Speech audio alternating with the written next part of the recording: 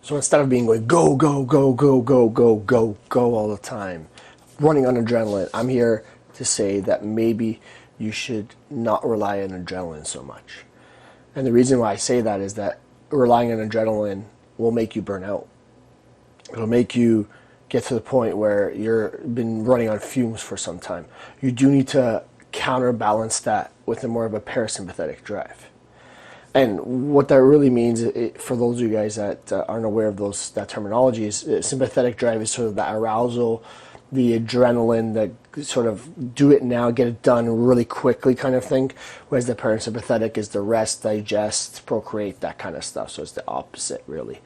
And it's important to be able to do both. You need that flexibility. Without that flexibility, you start to become... you start to burn out. You start to not be able to perform at your best, right? Your body is used to operating in a range, so from highs to lows and that sort of thing. And this is very reflective in your heart rate variability. For those of you guys have heard of heart rate variability, is basically how much your resting heart rate varies up and down, and what range it works in. And the tighter that range is, the more burnt out you are, the more you've been relying on adrenaline. So what you'd like to do is to be able to, yes, get yourself up for a workout, get yourself up to do things, but also be able to get yourself back down, to calm yourself down. Now, I'm going to start to introduce things like breathing for that, and we will talk about that in the future. But there's a lot of ways that we can sort of bring yourself back down.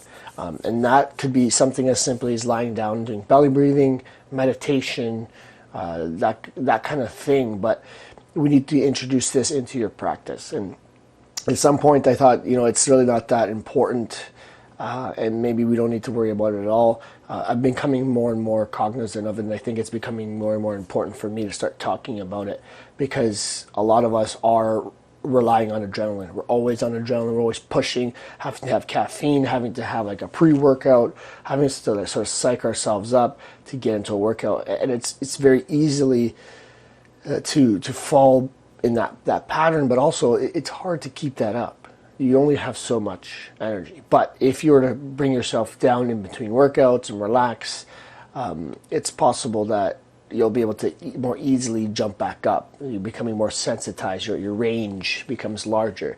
By relaxing, I don't mean watching TV, checking emails on your computer. Like, these are things that are actually still arousing, at least in your brain, if not in your body, that doesn't allow you to actually rest. You need to be doing things like the breathing, the stretching, the meditating, the relaxing in the sauna or something like that, where you're bringing your systems down. And you need to start consciously controlling that and not leaving it up to chance.